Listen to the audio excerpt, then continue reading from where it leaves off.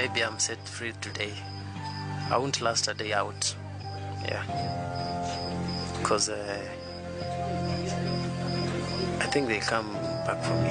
Hi everybody, welcome back to my YouTube channel. Yes, today we are in Kenya. Philip was born in Western Kenya in the year 1978. His family owned a farm, a tea farm in a village called Keriko. Philip said, everything was relatively normal. It was just a normal childhood with normal parents and normal everything else, except for one particular thing that was not normal in Philip's life. According to him, he was only 4 years old when his nanny started to molest him. This implanted a seed into Philip's mind, thinking that he can just go around taking whatever it is that he wanted to take from whoever it is that he wanted to take. I feel like this also kind of manifested itself into the type of person that he became as he got older. Now, in Philip's final report when he was transitioning from primary school to high school, it actually said that he was a very bright boy whose abilities are above average. That is what his headmaster said. He went to secondary school and he got into one of Kenya's most prestigious secondary schools. He got into the Kenyatta Secondary School.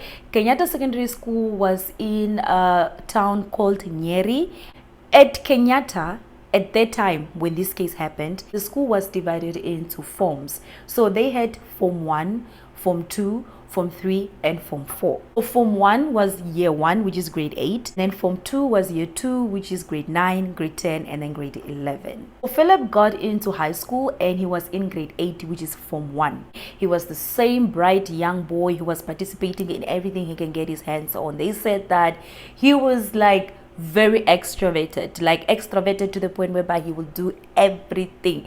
He will go to sports, he would do extramural activities. At the end of Form 1, he was actually elected as a prefect. I mean, imagine being new at a school and then with that same year you are elected as a prefect. He was like up there, Dax Leonard type. He was good, he was that good. Philip at the end of the year went home, and when he came back, everybody reported that he was never the same again. His English teacher was quoted saying that he had lost his luster. There was no sparkle in his eyes anymore. Now that he was older and he was in Form 2, he was actually now bullying the younger boys, the boys that were in Form 1. It transitioned into sodomy.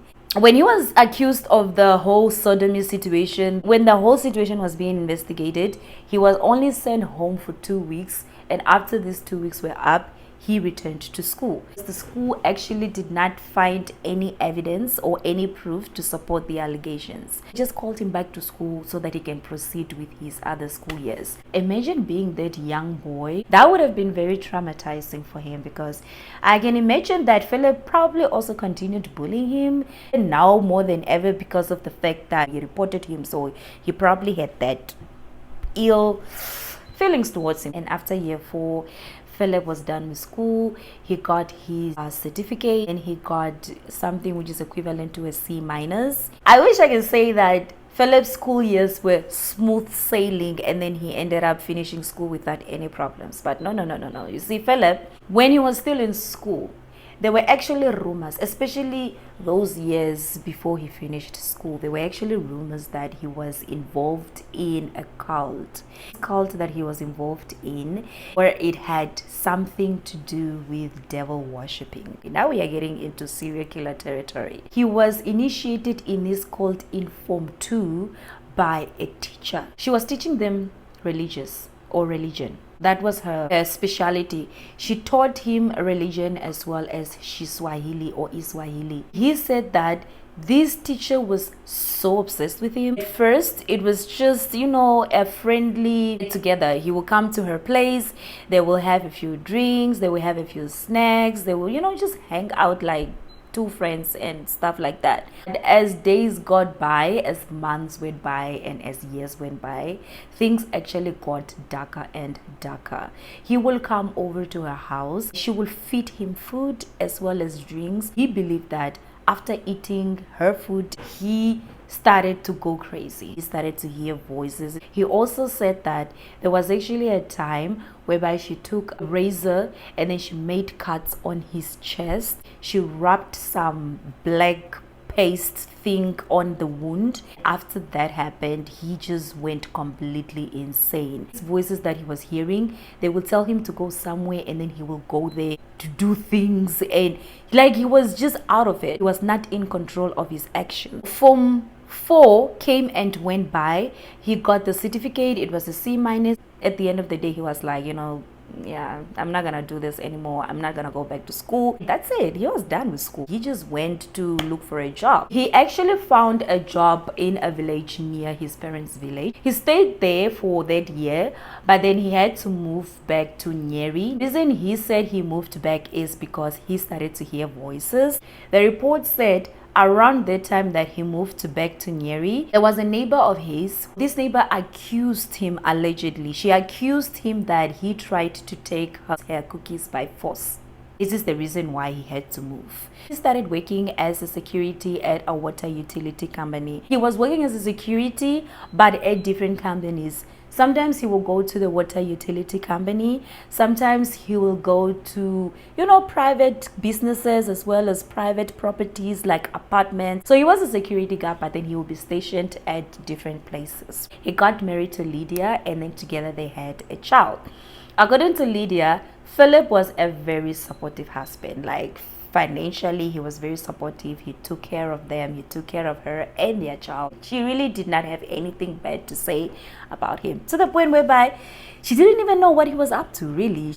Okay, yes, he comes home late at night. Yes, he's acting strange some nights, but I don't know, maybe it's because that he's cheating, or she didn't really think it was because he was doing what he was doing. Let's get into what Philip was actually doing.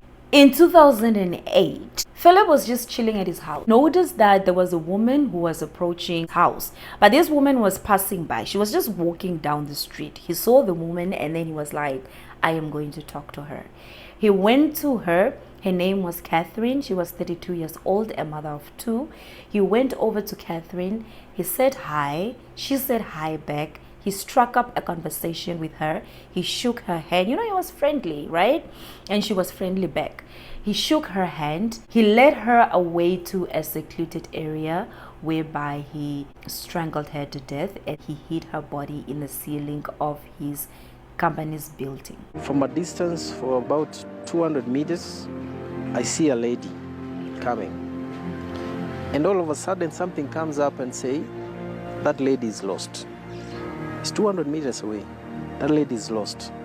He's going to come to you and ask for direction. And that's exactly what she did. She came to me, greeted me and said, I'm lost. I want to go somewhere I don't know. So it's like, oh, this is why I came here. So I took advantage of that and told her, I'm going to take you to where you are going. Knowingly to her that I had evil intentions about her. Onyacha claimed the hardest part was getting his victim to shake his hand.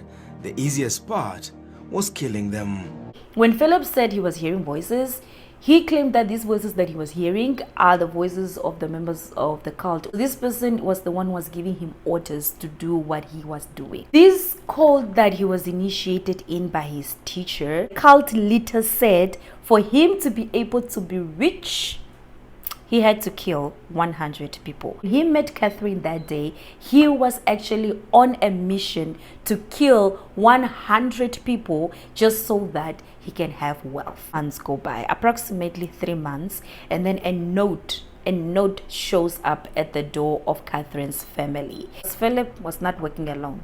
He had accomplices, 2 accomplices, who were helping him with the kidnapping and the killing. They were demanding right about 30,000 Kenyan shillings so that they can release Catherine.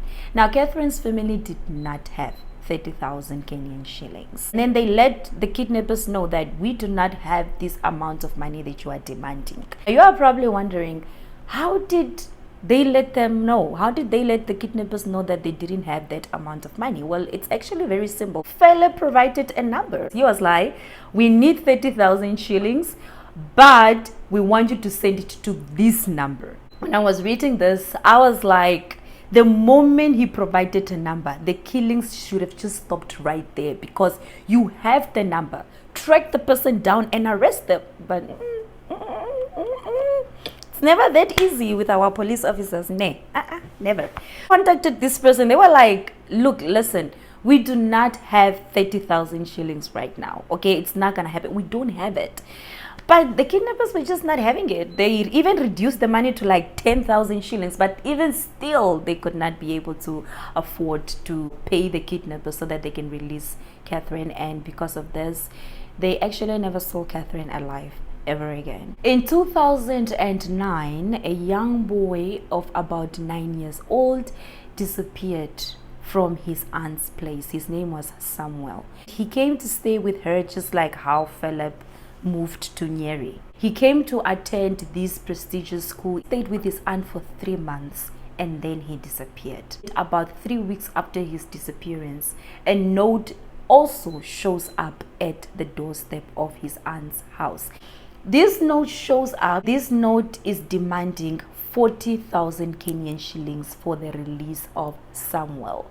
Just like Catherine's family, Samuel's family did not have 40,000 shillings lying around. So they were like, we don't have that amount of money. We want our child back, yes, but we do not have that money. We're like, okay, let's take it up a notch a little bit. And then they sent a box full of Samuel's things, and then they sent it to his family and say that, look, this is the proof that we have Samuel. Now can you send the money?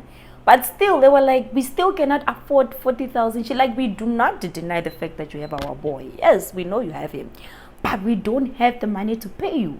Unfortunately for Samuel's family, they never actually also, just like Catherine's family, never saw Samuel alive ever again. And it's a small village or it's a small community and somebody disappears, everybody just joins in for the search to try and find the person. Philip, he was acting like a very concerned member of society, to the point whereby he actually went over to Samuel's family and he was like, can you guys show me the note so that I can see the note that this kidnapper sent? When they gave him the note, he actually looked at the note and he was like, yeah, this is definitely a woman's handwriting. Yeah, you see this? Yeah, this is a woman who wrote this. He actually managed to convince Samuel's family that the person who wrote that note was a woman. Like, for somebody who claims that they were hearing voices, he was very meticulous and the planning was like down to the T. Because if you are mentally unstable, right, and you're hearing voices, you would think that the crime scenes and everything will be messy. They might even find you there while still committing the crime because you don't know what you're doing. Yet you are planning all these things down to the T, writing letters, visiting families and doing this, but then you are claiming that you are, like, make it make sense. For me, that's the part that just didn't make sense. Nobody ever saw Samuel alive ever again, unfortunately. And now we are in 2010. Around March in 2010, Philip actually lost his job. So even my workmate calls me at that time, okay, where are you? I said I'm in Nyeri, and they're surprised. Philip will come to work and then he will stay there for like a couple of hours and he will decide that I've had enough. He will just release himself, he will go home. His employers were like, okay, cool, you've been with us for like a while, let's just keep you around. There came a point whereby it was just too much for them and then they fired Philip. Philip's demeanor just completely changed as the years went by. He went from this quiet, cool, calm and collected, smart, bright guy to this guy who was fighting everybody. He was aggressive, he was angry, he was okay. To be honest, his demeanor didn't actually change when he married Lydia. His demeanor changed when he came back the second year from high school. That is when everything started. But then it didn't like go one day he's like normal and then the next part he's all crazy. It happened in small parts. It built up until it came to this point whereby he just became unbearable to stay with. He was angry all the time. He was fighting his neighbors. There was even a time whereby he had like a fight with his neighbor. He went out and then he took out the whole electrical system of the neighborhood. Like, the whole neighborhood was in darkness just because Philip had a fight with one of his neighbors. If you have a fight with somebody, just keep it between the two of you. He will play loud music knowing that nobody's gonna tell him to turn it down or turn it off, because people were like scared of this man. Like, they were outright scared of Philip. They were like, we are not dealing with Philip, because they figured out that the more they reported the men to the police, the worse it got. They were like, you know what? Let's just wash our hands and let this go. So when people let it all go, they actually were like, maybe the reason why he's like this is because he's stressed and he's under pressure. Because when Philip moved to, Nyeri to go stay with his wife, he was also staying with his two in-laws, his sister-in-law as well as brother-in-law, and then the place or the space that they were staying in was a one-bedroom. So people thought, okay, maybe because of this, he's like under pressure, he's stressed, he's not himself, like we can understand. But then some people also noticed that there was something like a knot growing on the side of his head, like it was becoming bigger and bigger and bigger. And as the knot got bigger and bigger and bigger, Philip got even more unhinged. He became crazy and crazier. Okay, he became raging. He was just raging. He was just raving. In 2010, from January until June, the first 6 months of 2010, bodies were turning up in motels, and these bodies that were turning up in motels were bodies of the ladies of the night. These women were being murdered, like they were just being murdered. And the Kenyan police, they have never dealt with anything like this, guys. So they didn't even know how to deal with it. The body of Helen is found in January. Her body is found in a motel, and she is found strangled as well as naked. At first, when they found her body, they said that her body looked as though she had a seizure. The cause of death, they ruled it as a seizure. How did you... They were like, okay, she died of a seizure, case closed, we are done. And they were done. Or when Helen's body was discovered, a crowd started to gather like in front of the motel, because they were like curious. They were like, what is going on? These things don't normally happen, right? So if it happens, it attracts a crowd. Now, guess who was among the crowd? Dear Philip. Your homeboy Philip was just there in a crowd. That's the thing with serial killers. Serial killers are never far from the crime scene, because they want to see what is going on. They like the attention, right? They like it when people discover their crime scenes. It's like an artist who leaves a painting or a work of art, and everybody is, I don't know, they have a sick way of looking at things, man. So that is how they look at it. He actually went and visited Helen's body for like maybe 10 times before it was discovered, because according to him, he couldn't actually believe that he did that. Like, he went over there, he would look at her body and then he would leave. Go there, look at her and leave. Go there, because apparently he couldn't comprehend that this is what he did. This is what, according to him, every time it was happening, he was out of it. He was not in his right state of mind, so he couldn't see what was going on. That's bullshit. Another body is also discovered of a young woman. His body is discovered also in a motel, and it is discovered in February. She's actually discovered hanging from the ceiling, and the police officers as well as everybody else concluded that she unalived herself.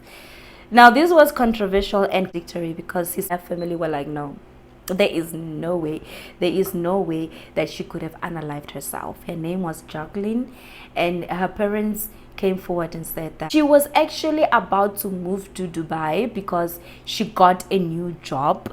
So she was excited for that. That was like a new opportunity, something, doors were opening for her.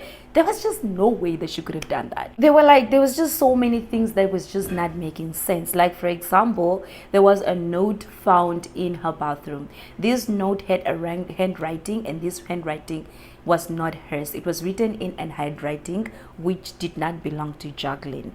And also, when the autopsy came out, it said that her injuries are consistent of that of somebody who is strangled and not somebody who unalived themselves. Were like little drops of blood at the door, and you can see somebody tried to clean it up a little bit. There was just so many things to suggest that maybe there was foul play. They just concluded as that, and they closed the case. Investigators to room 207 on Barclays Bank building in Gikomba, where a woman had been suspected to have strangled herself at the bathroom in her rented house.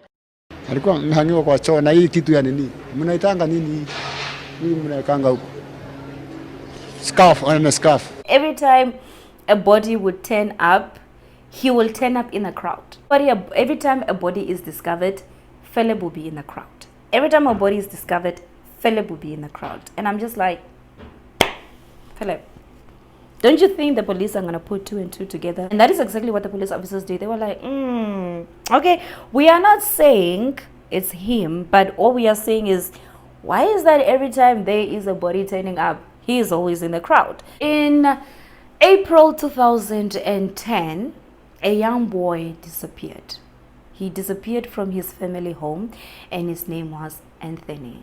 Anthony was the downfall of Philip because Anthony's family did not come to play. When Anthony disappeared, a letter again showed up at the doorstep of his family house, and this letter demanded that they should pay a certain type of ransom for them to release, or for the kidnappers to release Anthony. Anthony's parents, however, unlike Catherine's parents as well as Samuel's parents, they actually could afford the ransom, and they paid it as soon as possible. They did not waste any time. They immediately, once they received the letter, they immediately transferred the money through M-Pesa. Now listen guys, this man was giving a phone number, and then he was like, okay, this is the phone number, transfer the money into that number. So it's more like an e-wallet. He will give a phone number and he was like, okay, e-wallet the money to that number. Police officers, I guess, finally were like, okay guys, you know what, let's take the number and trace this number and see where it takes us. When they traced this number, it took them directly to Philip's doorstep.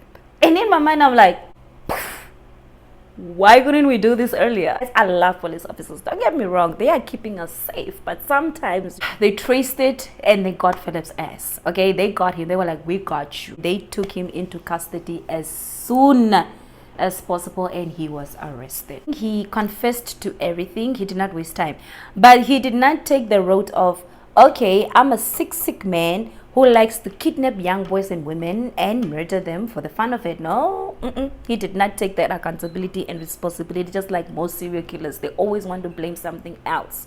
What he said was, actually, yes, I did murder all those people, but I did it because somebody promised me I will be rich by the time I reach the 100th person. And he was at 17 people, meaning that he had how many people to go? 20 is I don't know guys, my math is gone, but yeah, he had a lot of people to go, and he was determined to meet that quota. He was like, I'm gonna meet this number, I'm gonna reach these 100 people. But fortunately, he was able to be arrested before he could actually murder the 100 people that he had planned out to go and murder. He named his 2 accomplices as well as Elizabeth Wambui. Elizabeth Wambui is the teacher that initiated him in the cult. She also actually came and handed herself in. Officers presented Elizabeth Wambui Kimani, the woman said to have recruited the self-confessed serial killer Philip Onyacha into a cult at the Kibera Law Court. Onyacha claimed that Wambui had mentored him into a cult that drove him into killing 19 people for blood. She was brought before Senior Principal Magistrate Grace Nzioka to answer charges of administering an oath to Philip Onyacha in Kenyatta Mahiga Secondary School in Nyeri in 1996. Wambui, however, denied the charge. But then she was released after a while because they couldn't find any evidence to link her to the case. They were like, okay, there's just nothing to connect the 2 of you, so we're just gonna let her go. And also she denied everything. She was like, I don't even know this man. Denied knowing him, which is very suspicious because everybody knows that you taught at the school that he was at. Like, what was the point of denying that you knew him? She could have just said, yeah, I knew him and I taught him, and then that's it. But no, she just denied his whole existence. She was like, I do not know who this man is. Elizabeth was released. Guys, for me, the thing that was very suspicious is the fact that when Philip moved, or when he finished with high school, she actually moved to another city. The bodies started to pile up in that city. She moved before Philip moved. He moved there also with her. The bodies also started to pile up. I'm not saying anything, but I'm just like,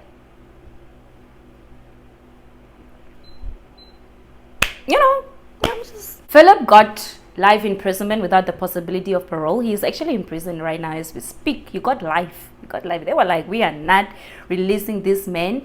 They did a psychological evaluation on him, and he was actually diagnosed with schizophrenia. That is what he was diagnosed with, which really makes sense.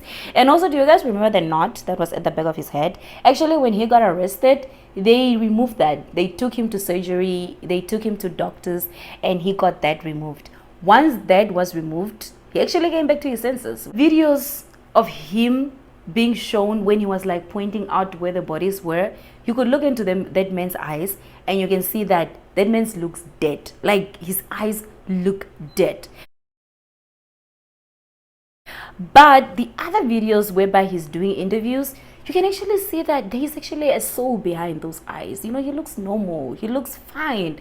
But the other videos whereby he has the knot, he looks scary. He has like those fox looking eyes, you know, like Ted Bundy type of vibes. I was like, ooh, if I saw this man, I would not even say hello. But yeah, so I'm just like, okay, maybe that was also the cause of his mental illness. Maybe he had a mental illness, and you know, I don't know in other parts of Africa, but us in Namibia here, things such as mental illnesses is not really recognized. People don't recognize mental illness. It's either witchcraft or witchcraft. Witchcraft, or everything is just witchcraft, okay? You are going crazy, witchcraft. Schizophrenia, witchcraft. Delusional, witchcraft. Everything, it's witchcraft. That is how we actually, you know, reason. That is how we think.